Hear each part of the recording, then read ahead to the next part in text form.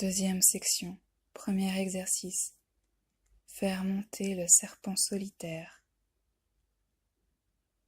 Cet exercice reprend les mêmes étapes que le dernier exercice. Par contre, au lieu de conduire l'énergie vers le centre de la tête, vous la faites monter au-dessus des deux hémisphères cérébraux, juste sous le crâne. Ce mouvement d'énergie est similaire à celui du cobra, car la queue du serpent longe l'étendue entière de la colonne vertébrale jusqu'à sa base, tandis que la tête du cobra recouvre les deux hémisphères du cerveau. Contenir l'énergie avec l'image d'un cobra provoque un type spécifique de stimulation cérébrale qui sera précurseur de l'heureuse. Asseyez-vous confortablement et fermez les yeux. Fixez votre attention, le réceptacle alchimique de votre conscience sur le plancher pelvien. Déterminez le rythme qui vous convient et respirez à fond, mais sans inconfort. Amenez le souffle dans votre ventre. En inspirant, gonflez la partie inférieure de l'abdomen et en expirant, rentrez le ventre.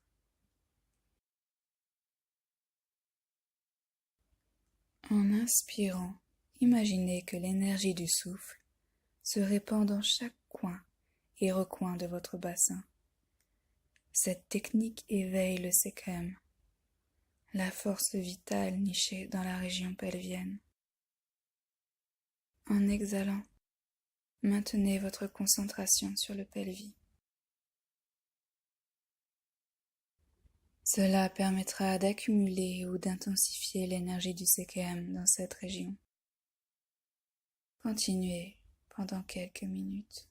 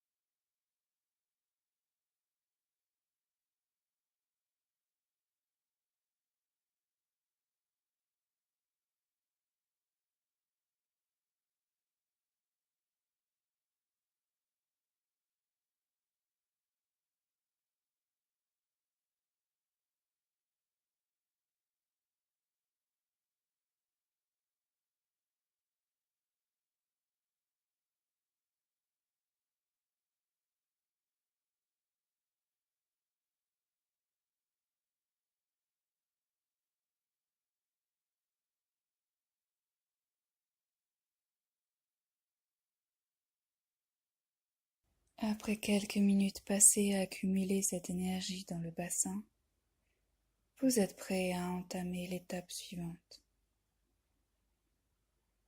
À l'inspiration, la tension demeure dans le bassin, mais à l'expiration, reportez-la dans la colonne vertébrale de Jed et suivez mentalement l'épine dorsale de sa base jusqu'à l'espace au-dessus des deux hémisphères cérébraux, directement sous le sommet du crâne.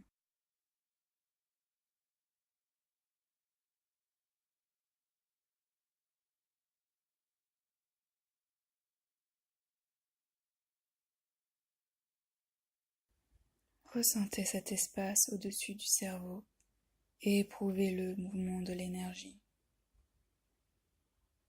Imaginez que cette énergie a la forme d'un cobra, son capuchon déployé sur la surface du cerveau.